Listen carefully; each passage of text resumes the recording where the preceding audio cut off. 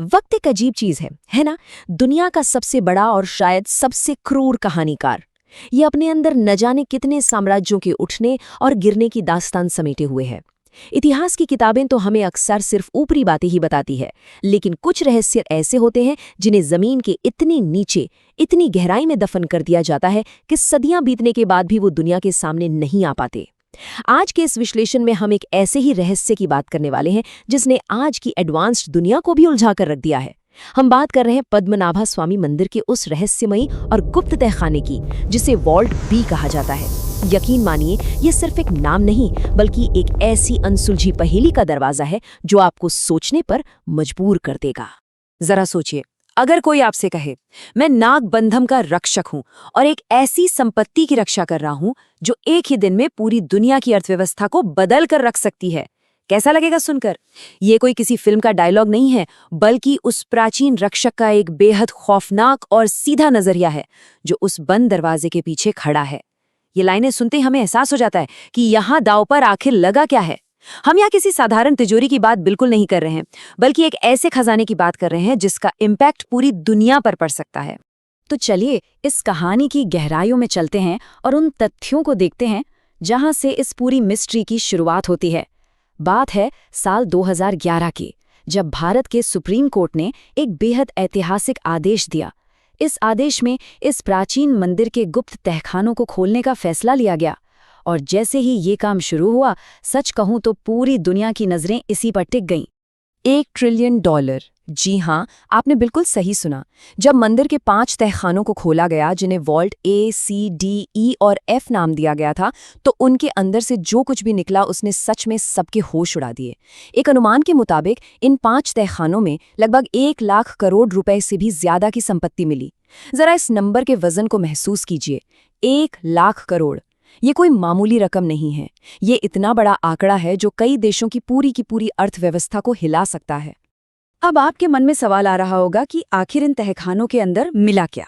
तो सुनिए, कई सदियों पुराने सोने के सिक्के, अनमोल हीरो से जड़े हुए शानदार मुकुट और शुद्ध सोने की बड़ी बड़ी मूर्तियां। लेकिन यहाँ एक कैच है।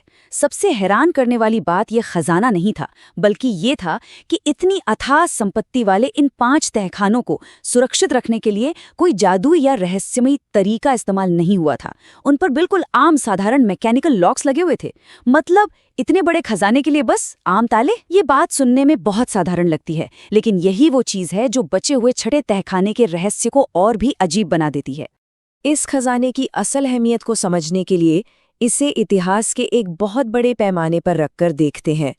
इतिहास बताता है कि चंगेज खान ने अपनी वो मशहूर और बेहिसाब संपत्ति जोड़ने के लिए 72 अलग अलग देशों को लूटा था। 72 देश। लेकिन भारत के इस अकेले मंदिर से निकली संपत्ति चंगेज खान की उस दुनिया भर की लूट को भी कड़ी टक्कर देती है। ये कोई एक दिन में नहीं हुआ, बल्कि कई सदियों तक राजशाही द्वारा इकट्ठा किया गया वो खजाना है जिसे पूरी तरह से सहेज कर रखा गया था। लेकिन असली पहेली तो अब शुरू होती है। हमारा सारा ध्यान अब उस छठे दरवाजे पर है, तहखाना बी, जिसे कलारा बी के नाम से भी जाना जाता है।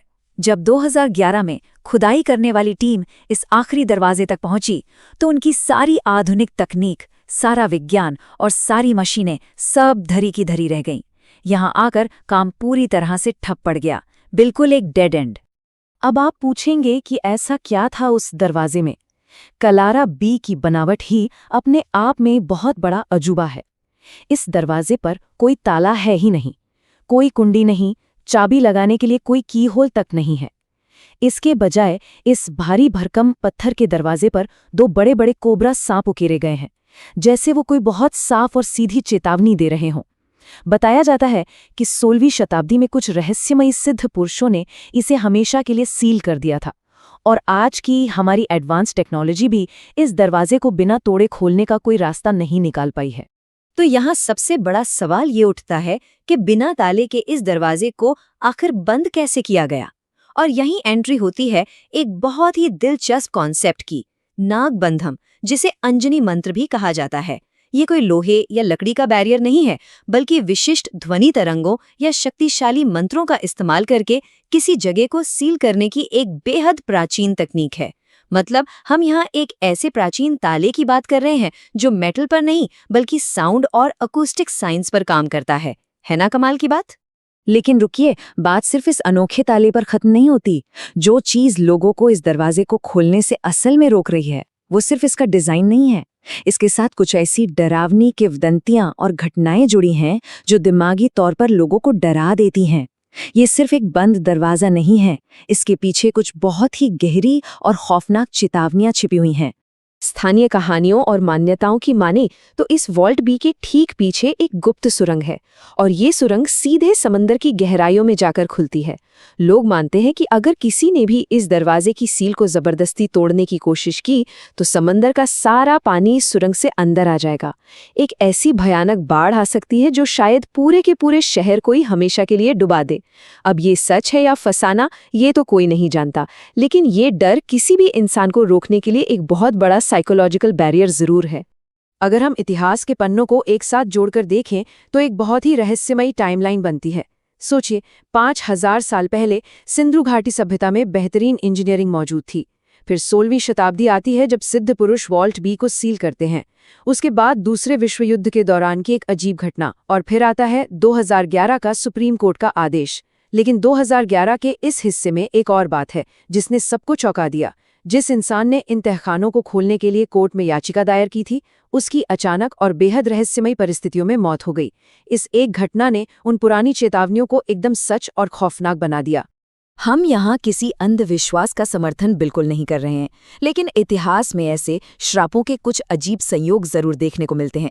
उदाहरण के लिए जब जोसेफ स्टालिन ने तैमूर लंग की प्राचीन कब्र को खुलवाया था तो आपको पता है क्या हुआ?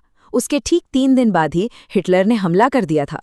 हम इसे जादू नहीं कह रहे, लेकिन निष्पक्ष रूप से देखें तो एक बात साफ है, जब भी ऐसे प्राचीन पवित्र और अछूते स्थानों के साथ छेड़छाड़ की जाती है तो अक्सर ऐसी घटनाएं सामने आती हैं जिन्हें लोग श्राप मान लेते हैं।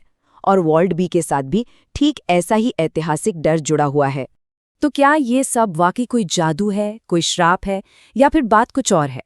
चलिए अब इस पूरे रहस्य को डरावनी कहानियों के चश्मे से हटाकर एक साइंटिफिक और लॉजिकल नजरिए से देखते हैं। क्या ऐसा हो सकता है कि जिसे हम जादू समझ रहे हैं वो असल में एक बेहद एडवांस्ड लेकिन खोई हुई प्राचीन इंजीनियरिंग का हिस्सा हो? जरा इन दोनों नजरियों को आमने सामने रखकर देखिए। एक तरफ है प्राचीन मान्यताएं, कोबरा का श्राप, मंत्रों का जादू और समंदर से जुड़ी सुरंगें। और दूसरी तरफ है साइंस, जिसे मंत्रों का जादू कहा जा रहा है। वो साउंड एक्टिवेशन थ्योरी या अकॉस्टिक लॉक्स हो सकते हैं। और वो समंदर की सुरंगों वाली बात, वो शायद प्रेशराइज्ड हाइड्रोलिक ट्रैप्स हों जिन्हें ऐसे डिजाइन किया गया हो कि दरवाजा टूटते ही दबाव से वहां पानी भर जाए। ये कोई जादू नहीं बल्कि प्योर साइंस और इंजीनियरिंग हो सकती है। और इस साइंटिफिक थ्योरी को हम ऐसे ही इग्नोर नहीं कर सकते, क्योंकि प्राचीन भारत में ऐसी इंजीनियरिंग कोई नई बात नहीं थी। याद कीजिए, 5000 साल पहले सिंधु घाटी की सभ्यता में अत्यधिक उन्नत ग्रिड सिस्टम, शुरुआती फ्लश टॉयलेट और पानी को मैनेज करने की बेहद जटिल प्रणालियां मौजूद थीं। जब हजारों साल पहले हमारे पूर्वज इतने सटीक और एडवांस थे, तो क्या ये मुमकिन नहीं कि वॉल्ट बी का दरवाजा भी किसी जादू से नहीं बल्कि एक ऐसी शानदार तकनीक से बंद किया गया हो जिसे आज की दुनिया भूल चुकी है? तो अब सब कुछ जानने के बाद एक बहुत ही गहरा सवाल हमारे सामने खड़ा है। क्या इस प्राचीन सील को तोड़ा जाना चाहिए? एक तरफ है हमारी आज की दुनिया की जिज्ञासा, ये जानने की बेकरारी कि भाई $1 ट्रिलियन के खजाने के बाद इस आखिरी दरवाजे के पीछे आखिर ऐसा क्या छिपा है। लेकिन दूसरी तरफ है उन प्राचीन सीमाओं और उस कमाल की इंजीनियरिंग का सम्मान जिसे हमारे पूर्वजों ने इतनी बुद्धिमानी से सील किया था। तो आप ही बताइए, क्या इतिहास के इस आखिरी रहस्य को यूं ही अनसुलझा छोड़ देना चाहिए या फिर हर कीमत पर इस राज से पर्दा उठना चाहिए? ये एक ऐसा सवाल है जिसका जवाब शायद इतनी आसानी से नहीं मिलेगा। My eyes have witnessed centuries of conflict. This time, we stand at the precipice of ruin if we do not act now.